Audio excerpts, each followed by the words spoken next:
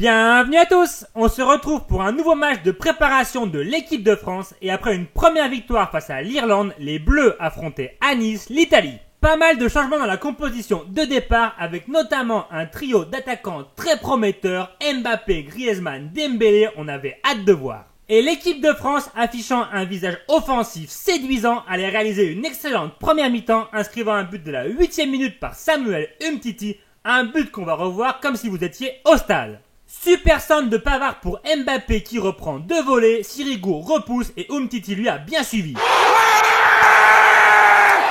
1-0 pour l'équipe de France, idéalement lancée et qui allait même accentuer sa domination puisqu'à la 29e minute, Antoine Griezmann sur penalty inscrit un deuxième but. C'est Lucas Hernandez qui fait la différence sur son côté gauche, prenant de vitesse la défense italienne et provoque un penalty. Penalty que va transformer sans trembler Antoine Griezmann, ça fait 2-0 pour la France.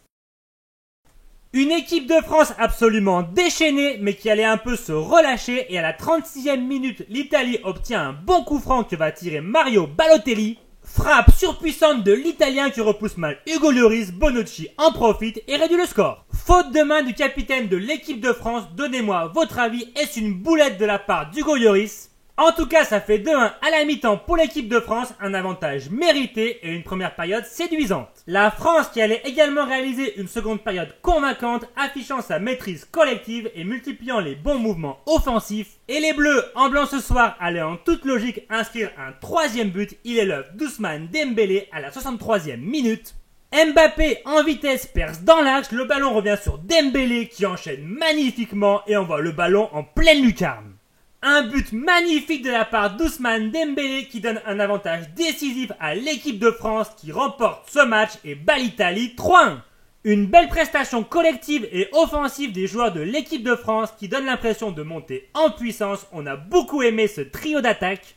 Ce sont des mecs, tu te dis, vu la vitesse, vu ce qu'ils sont capables de faire individuellement, ils peuvent inquiéter énormément de défense. Ça, on est d'accord. Le mec qui est toujours bon, c'est Griezmann. Ça, c'est clair. Lui, il est toujours bon.